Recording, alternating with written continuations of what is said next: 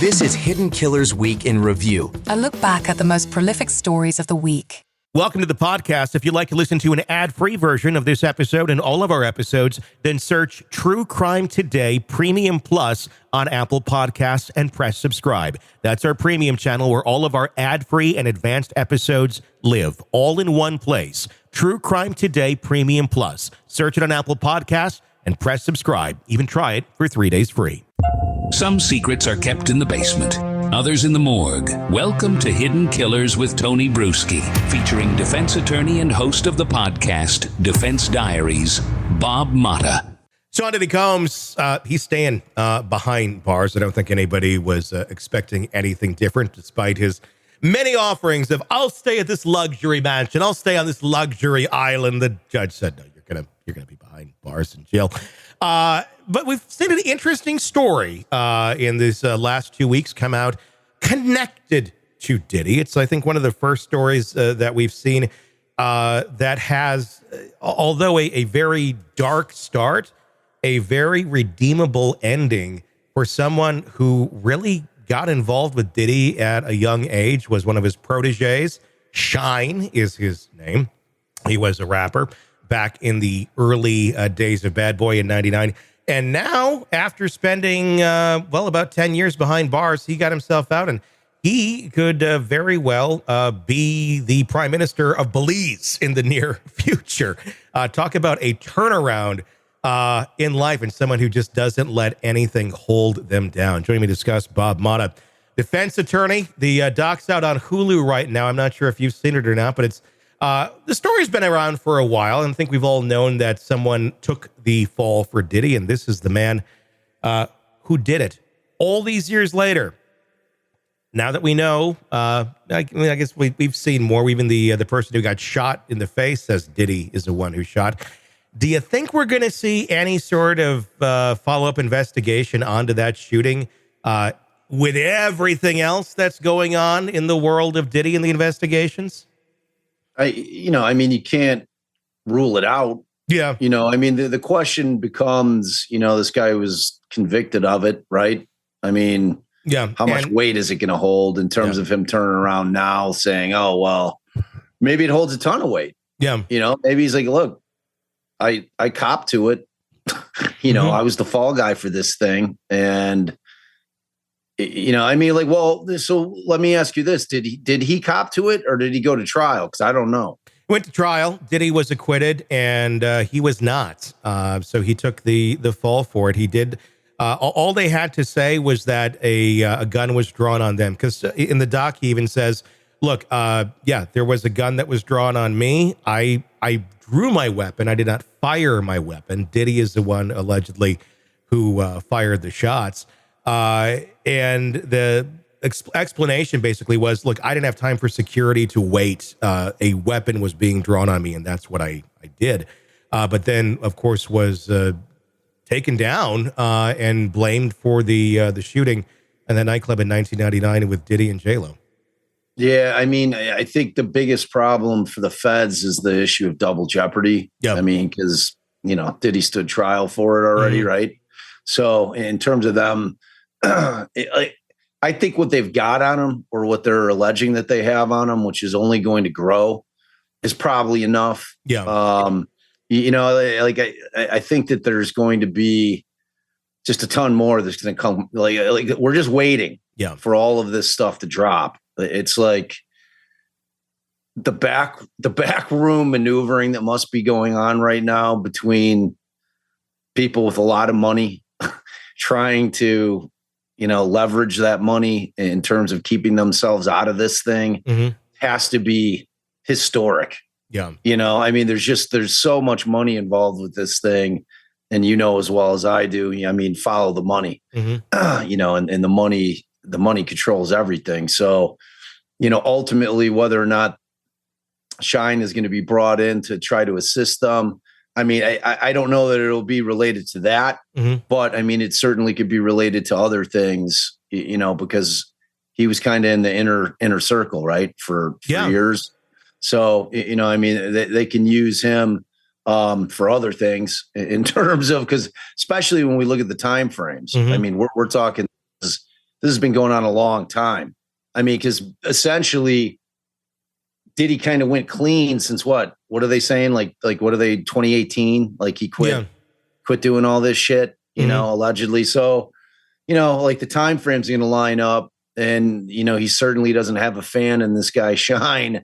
So, you know, he'll be a helpful witness if he can expose things in terms of, you know, whether or not they're going to make a run at him, because that's ultimately what the question is going to be. Are they going to make runs at people? Yeah. Are they going to offer them proffers and then they say, look, this is what we got on you, you know, and this is pretty simple process. You come in, tell us the absolute truth about everything. If we find out you're lying about anything, we're going to hammer you, you know, but if you stick to your deal, you know, we're going to cut you a deal. Yeah. So, I mean, which is exactly what's going on behind closed doors right now. Yeah. You know, I mean, that is exactly what's happening with the feds and tons of. Yeah. I mean, and it's interesting because there's been a lot of people that the feds have talked to. There's been obviously the grand jury investigation, the grand jury talking now twice to one of Kim Porter's friends. This is the man who came out with that book. A lot of people saying that's bunk. But he claims to have also a flash drive. He says that Kim gave him with a lot of video on it, allegedly showing some of these Diddy things. And he's talking about it right after he goes out of the grand jury. He's doing interviews immediately. He's saying he has this. Do the feds have it? I mean, or is he just saying he has this, I guess would be the question. I would think they would have to have it by now if it exists.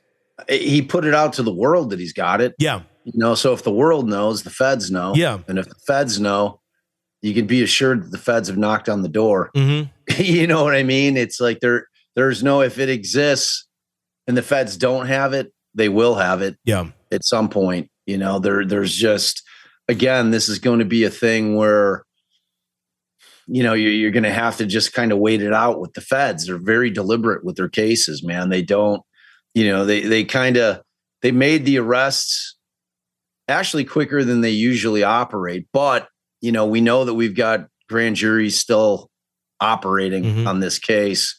You know, we know that they are obviously going to be talking to everybody that Busby's signing up to sue, you know, because all of those civil cases could just be a gold mine of information, you know, and really what they're looking for is way more detailed evidence than just he said, or she said, he said.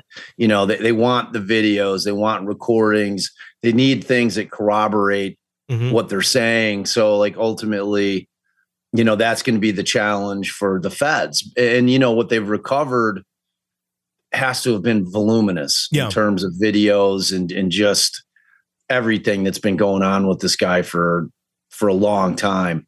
You know, so they're going through it all. They're combing through it all.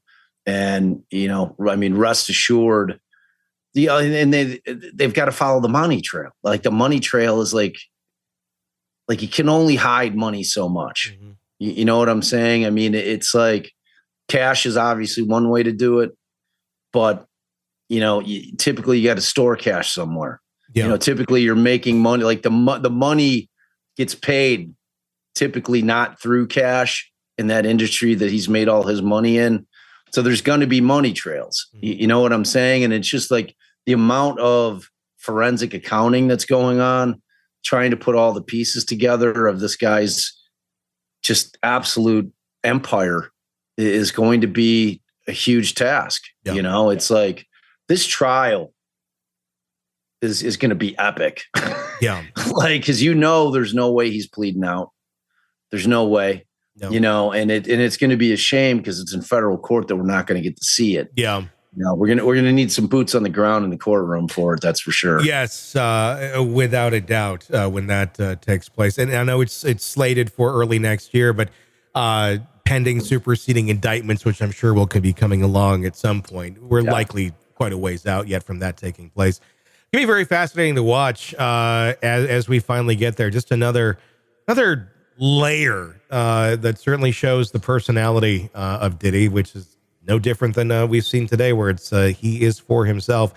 you're willing to have a friend go to jail for 10 years for something you did, allegedly. That's, a special type of individual right there. Well, I mean, he operates it like a mafia organization. Yeah.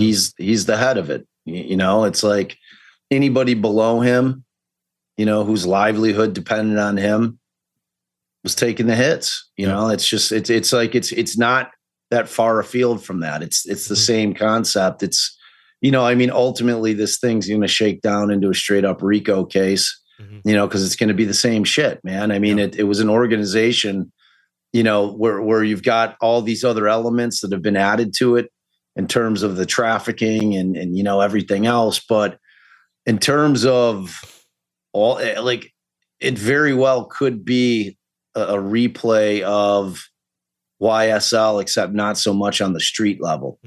You know what I'm saying? Like YSL had that element of street level crimes, where you're just kind of sitting there trying to figure out, like, why would this dude like still be a part of this shit when he's made it, and that was more of a neighborhood thing, man, and this is more of an empire type thing. Yeah. Like, dude, this thing, I'm telling you, we have not even scratched the surface of it. It's going to be shocking. It's going to be shocking. There's so much more to come. Welcome to the podcast. If you'd like to listen to an ad-free version of this episode and all of our episodes, then search True Crime Today Premium Plus on Apple Podcasts and press subscribe. That's our premium channel where all of our ad-free and advanced episodes live, all in one place. True Crime Today Premium Plus. Search it on Apple Podcasts and press subscribe. Even try it for 3 days free. You're neck deep in a dark, twisted tale, and just as the tension peaks, bam, a commercial about some miracle diet pill breaks the spell. It's like finding a fly in your soup after the first bite. But here's the fix. True Crime Today Premium Plus on Apple Podcasts. You get to enjoy your crime stories without the junk, ad-free episodes, extended interviews that go beyond the surface, and early access to all the gruesome details. It's like swapping out a can of cheap beer for a glass of fine whiskey. So search for True Crime Today Premium Plus on Apple Podcasts. Subscribe and keep the darkness flowing uninterrupted.